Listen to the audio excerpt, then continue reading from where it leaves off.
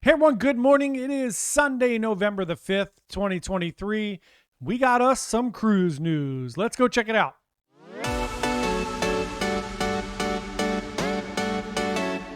Hey everyone, John here from Bite Size Cruises. Welcome back to the channel. If it is your first time here, thank you. We're a small travel agency trying to give you the best information about cruising possible. So today we're going to do a little cruise news. We got a lot of cruise news today, actually. Yesterday we talked all about NCL Aqua being launched. That is pretty cool. You can check out that video from yesterday. I'll post it right here, whatever that means.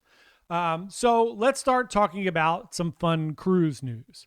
Royal Caribbean has made a slight change, or is in the process of making a slight change with dining reservations that I think is going to make people happy. It's certainly going to make me happy. So generally speaking, when you go on a Royal Caribbean cruise, if you buy the dining package, they put a placeholder in there, whether you buy a 3-day, 5-day, or the full, whatever your cruise is, dining package, they put a placeholder in there. And then when you get on the ship, you have to go to wherever specialty dining restaurant, pick one. Generally, you can go on the Promenade or Central Park if you're on an Oasis class ship, but you have to go to one of those. You have to wait in line and you have to make reservations for all of your specialty dining, which sometimes takes 10 or 15 minutes. You don't want to get in line. Last cruise I was on Mariner, I got in line and the lady in front of me knew she had specialty dining, didn't even know what any of the restaurants were. So she was there for 30 some minutes talking about, well, what kind of restaurant is this? What kind of food do they have? What do you think the best night to go is? And meanwhile, there's 150 people in line waiting to make reservations. So it's great that the people were very patient and could talk to her and tell her what all those things are. And I want you to have an amazing customer service experience, but I also just want to book my special dining and get out of there. So Royal Caribbean has decided to open it up so that you can reserve those things ahead of time. It's probably a double-edged sword here a little bit. Right now, if you purchase a chops, you can just schedule chops when you book it. But if you have the dining package, you cannot. Now, what I think this is going to do is it's going to allow people to book those specialty dining, which I think are going to sell out before you get on the ship. So I'm guessing they're going to hold a little bit. So good news if you are proactive. Bad news if you decide to wait and book your specialty dining. I think you might run into some troubles. I like it. I'm very proactive in planning. So we'll see. That's going to happen sometime in January after Icon kicks off. Also for Royal Caribbean, next bit of cruise news, the 2025 Alaska season has just been announced. Royal is going to have 4 ships out in Alaska for 2025. They're going to have Anthem, Quantum, Radiance, and Serenade. So what that means is that Quantum and Anthem are going to be leaving out of Seattle, doing the round trip 7-day journeys. And then Radiance and Serenade, being the smaller ships, are going to do the passages north and south. So it's a little more immersive. The Quantum and Anthem are going to be a little more dipping your toes in. But you get to go to all the cool ports. Same thing. You just don't get that cool inside passage view. Next bit of cruise news, the Regal Princess is headed to Galveston to kick off its Caribbean season. Galveston quickly becoming a big cruise terminal. I will be there in January on Carnival Jubilee. Can't wait. It's less than 70 days, I think, now. So speaking of future cruises I've booked in 2025, I have the Sun Princess booked, which will be debuting soon. So the Sun Princess has announced its entertainment. It is going to have 4 production shows. They're going to be called Fiera, Viva la Musica, Valora, and Stage Struck. Valora is a pirate quest. So interesting theater. It's supposed to be the most technologically advanced theater at sea. It is a 270 theater, which is kind of in the round. They have a setup like in the round where you'll have just a little backdrop and then circular seating. I like that. I think it's cool.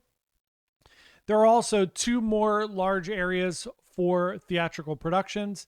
The Dome, which is going to be Cirque Eloise. They're going to have 3 Dome Cirque shows in there. And then the Piazza, which is going to be your little focal point for the ship. That's going to have your musical shows, your game shows, and then the Princess tradition of the Champagne Waterfall. So that's what's going on there. That's really cool. I'm looking forward to the Sun Princess. I haven't been on a Princess cruise in 6 or 7 years. AJ was on Caribbean Princess last year. This will be my first one in a long time. So I'm very much looking forward to that. Next up, Carnival Jubilee, speaking of, is finishing its sea trials. Looks like everything is good to go and it is ready just about for launch. That is very, very exciting. Launching in December, which is just weeks and weeks away. So I'm very much looking forward to that. Right now, let me take a minute to invite you to subscribe to our channel. We would love for you to come along. We put out a video every single day at 5 p.m. And then on the weekend, we put out videos in the morning at 11 and sometimes at 5 in the evening if we do a double. Cruise news on Sunday at 11. Please come along and join us. We also do a live stream every Wednesday at 7 where we give away fun things. We give away books. We give away coffee from our brand new sponsor, Mainly Coffee, mainlycoffee.com/bitesize cruises. 10% discount. Go check it out.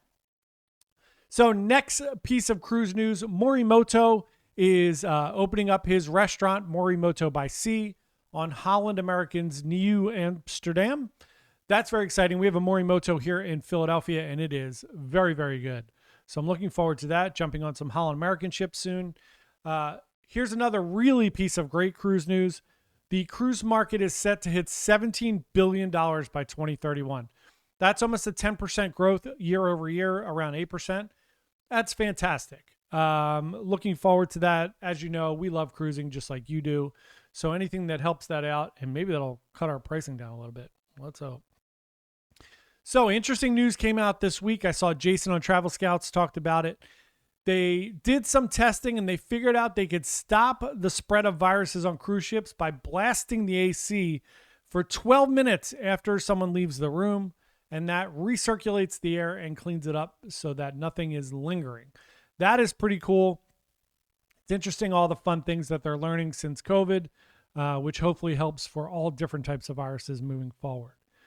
And then one more bit of cruise news. Disney is celebrating its new cruise terminal at Port Everglades, which is Fort Lauderdale. I am really struggling today to talk. So that's exciting. Not that many ships leave out of Fort Lauderdale, so I like it when they have new things going on. Port Canaveral has gotten huge. Miami, obviously huge. So it's good to see Fort Lauderdale keeping up with the Joneses there. That is our cruise news for today. Thank you so much. Once again, come along and subscribe, and we will see everybody tomorrow. Have a wonderful Sunday. Bye.